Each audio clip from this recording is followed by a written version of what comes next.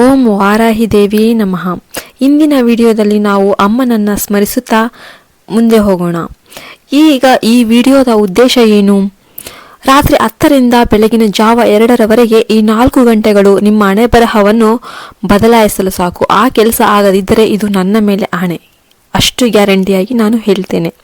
ಇದು ವಾರಾಹಿ ದೇವಿಗೆ ಸಂಬಂಧಿಸಿದ ಪ್ರಬಲ ಮಂತ್ರವಾಗಿದೆ. ಆದ್ದರಿಂದ ಇದು ಪ್ರಬಲ ಪರಿಹಾರವಾಗಿದೆ. ಆದ್ದರಿಂದ ನಾವು ನಮ್ಮ ಆಸೆಗಳನ್ನು ಪೂರೈಸಬಹುದು. ನೋವನ್ನು ತೊಡೆದುಹಾಕಲು ನಾವು ಆಚರಣೆಗಳನ್ನು, ಉಪವಾಸಗಳನ್ನು, ಪೂಜೆಗಳನ್ನು, ಪರಿಹಾರಗಳನ್ನು ಮತ್ತು ಎಲ್ಲವನ್ನೂ ಕೂಡ ಮಾಡುತ್ತೇವೆ. ಆದರೆ ವರ್ಷಗಳಿಂದ ಮಾಡದ ಕೆಲಸಗಳಿಗೆ ನಾವು ವರ್ಷಗಳಿಂದ ಕಷ್ಟಪಟ್ಟು ಪ್ರಯತ್ನಿಸಿದರೂ ನಮಗೆ ಇನ್ನೂ ಪ್ರಯತ್ನ ಸಿಗೋದಿಲ್ಲ.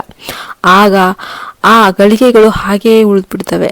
ಅಂತಹ ಸಮಯದಲ್ಲಿ ಆ ಒಂದು ಕ್ಷಣ, ಅರ್ಧ ಗಂಟೆಯಾದರೂ ಅಮರ ಗಳಿಗೆಗಳು ನಮಗೆ ಬಹಳಷ್ಟು ಪವಾಡಗಳನ್ನು ತಂದುಕೊಡ್ತವೆ. ಅಂತಹ ಅದ್ಭುತ ಸಮಯಗಳು, ಅಂತಹ ಅಮರ ಗಳಿಗೆಗಳು ಈಗ ನಾನು ನಿಮಗೆ ಪ್ರಸ್ತುತಪಡಿಸ್ತಾ ಇದ್ದೇನೆ.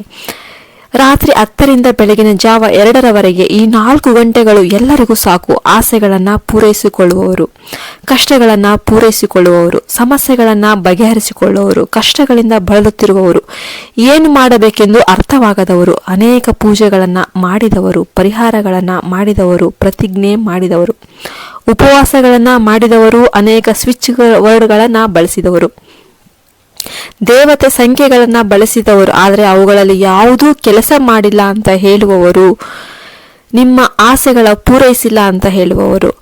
ಆಗ ಈ 4 ಗಂಟೆಗಳು ನಿಮಗೆ ಸಾಕು ನಿಮ್ಮ ಜೀವನವನ್ನು ಬದಲಾಯಿಸಿಕೊಳ್ಳಲು. ಈ ಸಮಯದಲ್ಲಿ ನಿಮ್ಮ ಆಸೆಗಳನ್ನು ಪೂರೈಸಿಕೊಳ್ಳಲು ಪ್ರಯತ್ನಿಸಿ. ಇಂದು ಪ್ರಯತ್ನಿಸಿ. ಅದು ಕೆಲಸ ಮಾಡದಿದ್ದರೆ ಈ ಪ್ರಮಾಣ ಅಷ್ಟು ಗ್ಯಾರಂಟಿಯಾಗಿದೆ. ಏಕೆಂದರೆ ಅತ್ಯಂತ ಶಕ್ತಿಶಾಲಿ ದೇವತೆ ಅಮ್ಮ ವಾರಾಹಿ. ಇವು ವಾರಾಹಿ ನವರಾತ್ರಿ ಮತ್ತು ವಾರಾಹಿ ಗುಪ್ತ ನವರಾತ್ರಿ. ಈ ಸಮಯದಲ್ಲಿ ನೀವು ಅಮ್ಮನನ್ನು ಪೂಜಿಸುವುದು, ಧ್ಯಾನ ಮಾಡುವುದು, ಪೂಜಿಸುವುದು, ಯೋಚಿಸುವುದು ಮತ್ತು ಆ ಅಮ್ಮನ ಪೂಜೆಯಲ್ಲೇ ನಿರತರಾಗುವುದು, ಆ ತಾಯಿಯ ಬಗ್ಗೆ ಯೋಚಿಸುವುದು ತುಂಬಾನೇ ಮುಖ್ಯ. ಎಷ್ಟು ದೊಡ್ಡ ಕಷ್ಟ ಬಂದರೂ ಕೂಡ ಅಮ್ಮ ಅದನ್ನು ಪೂರೈಸುತ್ತಾಳೆ, ಕೇಳುತ್ತಾಳೆ, ಪೂರೈಸುತ್ತಾಳೆ. ಏಕೆಂದರೆ ಈ ನವರಾತ್ರಿಗಳಲ್ಲಿ ಅಮ್ಮ 9 ದಿನಗಳ ಕಾಲ ಭೂಮಿಯಲ್ಲಿ ಸುತ್ತುತ್ತಾಳೆ. ದೀಪದ ಬೆಳಕು ಎಲ್ಲಿದೆಯೋ ಅಲ್ಲಿ ಅಮ್ಮ ಇರುತ್ತಾರೆ. ಆ ಸಮಯದಲ್ಲಿ ನೀವು ನಿಮ್ಮ ಆಸೆಯನ್ನು ವ್ಯಕ್ತಪಡಿಸಿದರೆ, ನೀವು ಅದನ್ನು ವ್ಯಕ್ತಪಡಿಸಿದ ತಕ್ಷಣ ಅವರು ನಿಮ್ಮ ನೋವನ್ನು ಪೂರೈಸುತ್ತಾರೆ. ಸಾಮಾನ್ಯವಾಗಿ ನಾವು ಅದನ್ನು ಹಲವು ಬಾರಿ ಹೇಳುತ್ತೇವೆ, ಆದರೆ ಪ್ರತಿ ಬಾರಿ ಅದು ಈಡೇರುವುದಿಲ್ಲ. ಆದರೆ ಈ ನವರಾತ್ರಿಯಲ್ಲಿ ನೀವು ಈ ಸಮಯಗಳನ್ನು, ಈ ಅಮೃತ ಗಂಟೆಗಳನ್ನು ಬಳಸಿದರೆ ನಿಮ್ಮ ಸ್ವಂತ ಕೈಗಳಿಂದ ನಿಮ್ಮ ಜೀವನವನ್ನು ಬದಲಾಯಿಸಬಹುದು. ನಿಮ್ಮ ಶಸ್ತ್ರಾವಣವನ್ನು ನೀವೇ ಪುನಃ ಬರೆದವರು, ನಿಮ್ಮ ಹಣೆ ಬರಹವನ್ನು ಪುನಃ ನೀವೇ ಬರೆದವರು. ಮತ್ತು ಈ ರಾತ್ರಿ 10ರಿಂದ ಬೆಳಿಗ್ಗೆ 2 ಗಂಟೆಯವರೆಗೂ ಏನು ಮಾಡಬೇಕೆಂದು ನೀವು ತಿಳಿದುಕೊಳ್ಳಲು ಬಯಸ್ತೀರಾ? ನಿಮ್ಮ ಜೀವನವನ್ನು ಹೇಗೆ ಬದಲಾಯಿಸುತ್ತೆ ನೋಡೋಣ. ಆದರೆ ನೀವು ನಮ್ಮ ಚಾನಲನ್ನು ಫಾಲೋ ಮಾಡಬೇಕು. ಯಾರು ನಮ್ಮ ಚಾನಲ್ ಫಸ್ಟ್ ಟೈಮ್ ನೋಡ್ತಿದ್ದೀರಾ ಸಬ್ಸ್ಕ್ರೈಬ್ ಮಾಡ್ಕೋಬೇಕು. ಪಕ್ಕದಲ್ಲಿರೋ ಬೆಲ್ ಐಕನ್ ಪ್ರೆಸ್ ಮಾಡಿ, ಒಂದು ಸಣ್ಣ ಲೈಕ್ ಮಾಡಿ, ಓಂ ವಾರಾಹಿ ದೇವಿಯೇ ಅಂತ ಕಮೆಂಟ್ ಮಾಡಿ. ಆಮೇಲೆ ಕೊನೆಯವರೆಗೂ ವಿಡಿಯೋ ನೋಡಿದರೆ ಮಾತ್ರ ನಾನು ಹೇಳೋದು ಅರ್ಥ ಆಗೋದು, ಇಲ್ಲದ ನಿಮಗೇನು ಅರ್ಥ ಆಗೋದಿಲ್ಲ. ನಿಮ್ಮ ಫ್ರೆಂಡ್ಸ್ ಆ್ಯಂಡ್ ಫ್ಯಾಮಿಲಿ ಜೊತೆ ಶೇರ್ ಮಾಡ್ಕೊಳ್ಳಿ.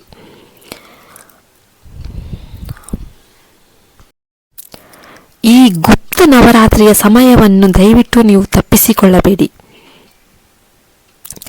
ಈ ಸಮಯದಿಂದ ನಿಮ್ಮ ಅಮೃತಗಳಿಗೆ ಉದಯಿಸಿದೆ. ನೀವು ಎಷ್ಟೇ ಪ್ರಯತ್ನ ಪಟ್ಟರೂ ಯಾವುದೇ ಫಲಿತಾಂಶವಿಲ್ಲ, ನಮ್ಮ ಆಸೆಗಳು ಈಡೇರಿಲ್ಲ, ನಾವು ಮನೆ ಕಟ್ಟಲು ಸಾಧ್ಯವಾಗಿಲ್ಲ ಅಂತ ಹೇಳುವವರು, ನಾವು ಎಲ್ಲೋ ಭೂಮಿಯನ್ನು ಖರೀದಿಸಲು ಬಯಸುತ್ತೇವೆ, ಅದೂ ಆಗುತ್ತಿಲ್ಲ. ಅಥವಾ ನಾವು ನಮ್ಮ ಮಕ್ಕಳನ್ನು ಮದುವೆ ಮಾಡಲು ಬಯಸುತ್ತೇವೆ, ಅದೂ ಆಗುತ್ತಿಲ್ಲ. ನಾವು ಒಂದು ವ್ಯವಹಾರವನ್ನು ಪ್ರಾರಂಭಿಸಲು ಬಯಸ್ತೇವೆ, ಆದರೆ ನಮಗೆ ಸಾಧ್ಯ ಇಲ್ಲ. ನಾವು ಒಳ್ಳೆಯ ಕೆಲಸವನ್ನು ಹುಡುಕ್ತಿದ್ದೇವೆ, ಆದರೆ ಅದೂ ಕೂಡ ಆಗೋದಿಲ್ಲ. ಪ್ರತಿಯೊಬ್ಬರಿಗೂ ಈ ರೀತಿಯ ಆಸೆ ಇದ್ದೇ ಇರುತ್ತೆ, ಮನೆ, ಕಾರು, ಬಂಗ್ಲೆ ಎಲ್ಲವೂ.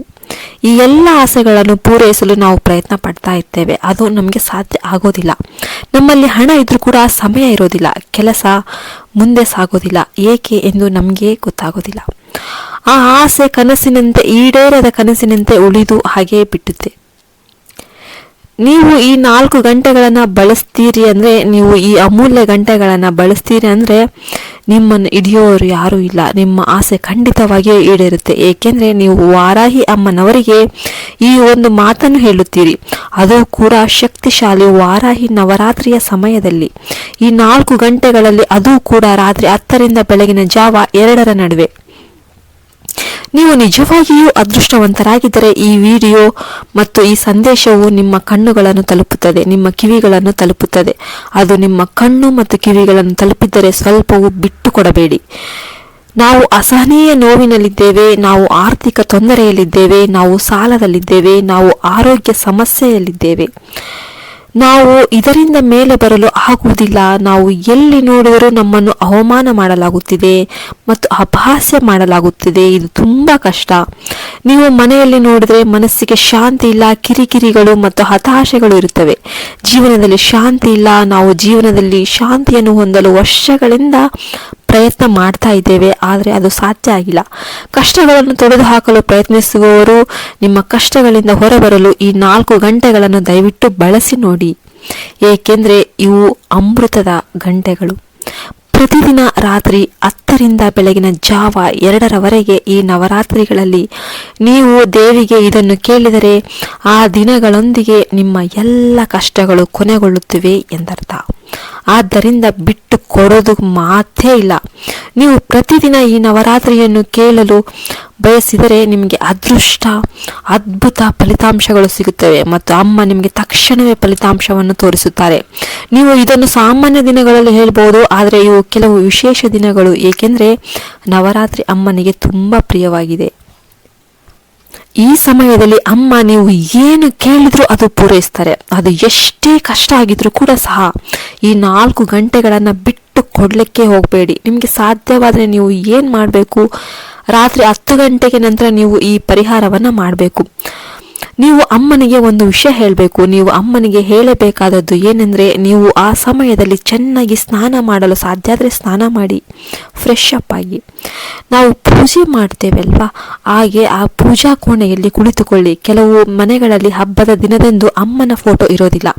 ನಂತರ ದೀಪಾರಾಧನೆ ಮಾಡಿ. ಅಮ್ಮನ ಫೋಟೋ ಇಲ್ಲಂದ್ರೆ ದೀಪಾರಾಧನೆ ಮಾಡಿ. ಆ ದೀಪದ ಬೆಳಕಿನಲ್ಲಿ ಅಮ್ಮನನ್ನ ನೋಡಿ. ಅಮ್ಮನಿಗೆ ದೀಪದ ಬೆಳಕು ತುಂಬ ಇಷ್ಟ. ದೀಪದ ಬೆಳಕು ಎಲ್ಲಿದೆಯೋ ಅಲ್ಲೆಲ್ಲ ಅಮ್ಮನವರು ಆ ದೀಪದ ಬೆಳಕಿನಿಂದ ಸುತ್ತುವರೆದಿದ್ದಾರೆ.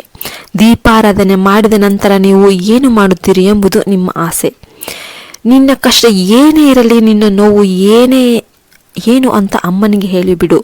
ಅಮ್ಮನ ಪಾದಗಳನ್ನು ಪೂರ್ಣ ಹೃದಯದಿಂದ ಹಿಡಿದು ನಿನ್ನ ಕಷ್ಟವನ್ನು ಆ ಅಮ್ಮನಿಗೆ ಹೇಳು. ಆಶಯವನ್ನು ಪಡೆದುಕೋ. ಅಮ್ಮ ಖಂಡಿತವಾಗಿಯೂ ನಿನ್ನ ಆಸೆಯನ್ನು ಒಂದು ಕ್ಷಣದಲ್ಲಿ ಪೂರೈಸುತ್ತಾರೆ. ಮತ್ತು ರಾತ್ರಿ 10ರಿಂದ ಬೆಳಗಿನ ಜಾವ 2 ಗಂಟೆಯ ನಡುವೆ ನೀನು ಹೇಳಬೇಕಾದ ಆ ಮಾತು ಯಾವುದು, ಆ ಮಂತ್ರ ಯಾವುದು, ನಾನು ಅದನ್ನು ಇಲ್ಲಿ ಸ್ಕ್ರೀನ್ ಮೇಲೆ ಹೇಳುತ್ತೇನೆ ನೋಡಿ, ಬರೆಯುತ್ತೇನೆ ನೋಡಿ. ಸ್ಕ್ರೀನ್ ಶಾಟ್ ತೆಗೆದುಕೊಳ್ಳಿ. ಓಂ ಐಂ ಕ್ಲೀಂ ಶ್ರೀಂ ವಾರಾಹಿ ದೇವಿಯೇ ನಮಃ. ಈ ಮಂತ್ರವನ್ನು ಸಾಧ್ಯವಾದಷ್ಟು ಬಾರಿ ಪಠಿಸಿ. ಅಷ್ಟು ಹೇಳಲು ಪ್ರಯತ್ನಿಸಿ. 21 ಬಾರಿ ಅಥವಾ 108 ಬಾರಿ. 21ಕ್ಕಿಂತ ಹೆಚ್ಚು ಕಡಿಮೆ ಅಂತೂ ಇಲ್ಲ. ನೀವು 108 ಬಾರಿ ಮಾಡಿದರೂ ಅದು ಒಳ್ಳೆಯದು. ನಮ್ಮ ಕಷ್ಟ ಇನ್ನೂ ತುಂಬ ತೀವ್ರವಾಗಿದೆ, ಅದು ತಕ್ಷಣವೇ ಈಡೇರುತ್ತೆ. ನಿಮಗೆ ತಾಳ್ಮೆ ಇರುವವರೆಗೆ ನೀವು ಈ ಮಂತ್ರವನ್ನು ಹೇಳಬಹುದು, ನೀವು ಅದನ್ನು ಜಪಿಸಬಹುದು. ನಿಮ್ಮ ಆಸೆ ಈಡೇರಲಿ. ಆ ಆಸೆ ನಾವು ಹಲವು ವರ್ಷಗಳಿಂದ ಶ್ರಮಿಸುತ್ತಿದ್ದೇವೆ, ಅದು ತಕ್ಷಣ ಈಡೇರುತ್ತೆ. ನೀವು ಈ ಮಂತ್ರವನ್ನು ಹೆಚ್ಚು ಹೇಳಿದರೆ ಅಥವಾ ಜಪಿಸಿದ್ರಷ್ಟು ನಿಮಗೆ ಅಷ್ಟು ಒಳ್ಳೆಯದಾಗುತ್ತೆ. 100% ಫಲಿತಾಂಶ ನಿಮಗೆ ಸಿಗುತ್ತೆ. ಇಲ್ಲದಿದ್ದರೆ ನೀವು ನಿಮ್ಮ ಆಸೆಯನ್ನು ಹಾಗೆ ಹೇಳಿದರೆ ಅದು ನಿಮಗೆ ಅಮ್ಮನಿಗೆ ಏನನ್ನಾದರೂ ಅರ್ಪಿಸಲು ಪ್ರಯತ್ನಿಸಿ. ಒಂದು ಸಣ್ಣ ತುಂಡು ಬೆಲ್ಲ ಅಥವಾ ಒಂದು ತುಂಡು ಸಕ್ಕರೆ ಅಥವಾ ದಾಳಿಂಬೆ ಬೀಜಗಳು ಅಥವಾ ಒಂದು ಗೆಣಸು ಅಥವಾ ಏನಾದರೂ ಸಿಹಿ ಪದಾರ್ಥ. ಅಮ್ಮನಿಗೆ ಕೆಂಪು ಹೂಗಳು ತುಂಬ ಇಷ್ಟ. ದೀಪದ ಸುತ್ತಲೂ ಕೆಂಪು ಹೂಗಳನ್ನು ಅಲಂಕರಿಸಿ ಮತ್ತು ಅಲ್ಲಿ ಅಮ್ಮನನ್ನು ನೋಡಿ ಈ ಮಂತ್ರವನ್ನು ಹೇಳಿ. ಈ ನವರಾತ್ರಿ ಎಂದರೆ ಸಮಸ್ಯೆ ಎಷ್ಟೇ ಹಠಮಾರಿ ಆಗಿರಲಿ, ಎಷ್ಟೇ ದೊಡ್ಡ ಕಷ್ಟ ಆಗಿದ್ರೂ ಕೂಡ, ಎಷ್ಟೇ ಈಡೇರದ ಸಮಸ್ಯೆ ಆದರೂ ಕೂಡ ಒಂದೇ ಒಂದು ಕ್ಷಣ ಮಾತ್ರದಲ್ಲಿ ಪರಿಹಾರ ಆಗುತ್ತೆ.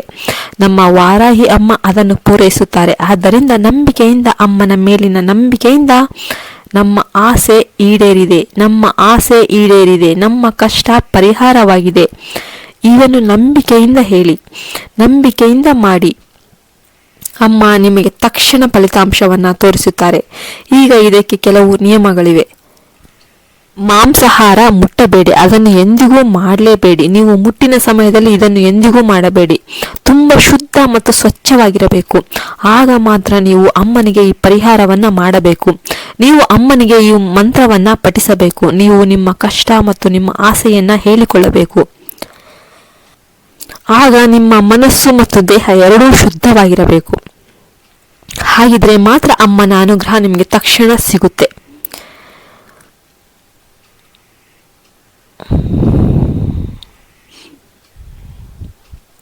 ನೀವು ಏನಾದರೂ ಪೀರಿಯಡ್ಸ್ ಆದಾಗ ಈ ಟೈಮಲ್ಲಿ ಆಯಿತು ಮಾಡೋದಕ್ಕೆ ಆಗಿಲ್ಲ ಅಂತಂದರೆ ನೆಕ್ಸ್ಟ್ ಇದೆಲ್ಲ ಆದಮೇಲೂ ಮಾಡಬಹುದು. ಅದನ್ನು ಕೂಡ ರಾತ್ರಿ 10ರಿಂದ ಬೆಳಗಿನ ಜಾವ 2ರವರೆಗೆ 4 ಗಂಟೆ ಮಾಡಬಹುದು. ಅಲ್ಲದೆ ಅಮ್ಮನ ನೆಚ್ಚಿನ ದಿನ ಪಂಚಮಿ, ಅಷ್ಟಮಿ, ಪೌರ್ಣಮಿ, ಮಂಗಳವಾರ ಇಂತಹ ದಿನಗಳಿವೆ. ಅಂತಹ ದಿನಗಳಲ್ಲಿ ಕೂಡ ನೀವು 10ರಿಂದ 2 ಗಂಟೆವರೆಗೆ ಮಾಡಬಹುದು. ಅಂದರೆ ನಿಮಗೆ ಒಳ್ಳೆಯ ಫಲಿತಾಂಶ ಸಿಗುತ್ತೆ. ಆಗ ಅದು ಕೂಡ ಈಡೇರುತ್ತೆ. ಆದ್ದರಿಂದ ಎಲ್ಲರೂ ಈಡೇರದ ಆಸೆಗಳು ಮತ್ತು ಈಡೇರದ ದುಃಖಗಳಿಂದ ಹೋರಾಡುತ್ತಿರುವವರು ಈ ಅಮೃತ ಗಂಟೆಗಳನ್ನು ಬಳಸಬೇಕು. ನಿಮ್ಮ ಜೀವನ ಬದಲಾಗುತ್ತೆ. ತಾಯಿ ನಿಮಗೆ ಹೇಗೆ ಬದಲಾಯಿಸಬೇಕಂತ ತೋರಿಸ್ತಾಳೆ. ಮತ್ತು ಅದೃಷ್ಟ ಇಲ್ಲದೆ ಇರುವವರಿಗೆ ನಮಗೆ ಜನರ ಮೇಲೆ ಅಥವಾ ಸಂಪತ್ತಿನ ಮೇಲೆ ಆಕರ್ಷಣೆ ಇರೋದಿಲ್ಲ. ನಾವು ಚಿನ್ನವನ್ನು ಮುಟ್ಟಿದರೂ ಅದು ಧೂಳಾಗಿ ಬದಲಾಗಿ ಬಿಡುತ್ತೆ. ನಮ್ಮ ಜೀವನದಲ್ಲಿ ಒಂದು ಪವಾಡ ಸಂಭವಿಸಿದರೆ ನಮ್ಮ ಜೀವನ ಬದಲಾಗುತ್ತೆ. ಆಗ ಕೋಟ್ಯಾಧಿಪತಿ ಪವಾಡಕ್ಕಾಗಿ ಕಾಯುತ್ತಿರುವ ಎಲ್ಲರಿಗೂ ಪವಾಡವನ್ನು ಹೇಗೆ ಮಾಡಬೇಕೆಂದು ನಿಮಗೆ ಅಮ್ಮನವರೇ ತೋರಿಸಿಕೊಡುತ್ತಾರೆ. ಫ್ರೆಂಡ್ಸ್, ಇದಾಗಿತ್ತು ವಿಡಿಯೋ. ನಿಮಗೆ ಇಷ್ಟ ಆದರೆ ದಯವಿಟ್ಟು ಒಂದು ಲೈಕ್ ಮಾಡಿ. ಓಂ ವಾರಾಹಿ ದೇವಿಯೇ ನಮಃ ಅಂತ ಕಮೆಂಟ್ ಮಾಡಿ. ನಿಮ್ಮ ಫ್ರೆಂಡ್ಸ್ ಆ್ಯಂಡ್ ಫ್ಯಾಮಿಲಿಯವರಿಗೆ ಶೇರ್ ಮಾಡಿ. ಮತ್ತೆ ಹೇಳ್ತೀನಿ, ಇದು ಗುಪ್ತ ವಾರಾಹಿ ಮಾತಾ ನವರಾತ್ರ. ಇಂಥ ಒಳ್ಳೆಯ ದಿನ ಸಿಗಬೇಕಂದ್ರೆ ನೀವು ಎಲ್ಲ ಪುಣ್ಯ ಮಾಡಿದ್ವಿ, ಆಚರಣೆ ಮಾಡೋಣ. ನಮ್ಮ ಕಷ್ಟಗಳನ್ನು ಅಮ್ಮಗೆ ಹೇಳೋಣ, ಅವರು ಎಲ್ಲ ನೋಡ್ಕೊತಾರೆ. ಜೈ ಹಿಂದ್, ಜೈ ಭಾರತ್ ಮಾತೆ.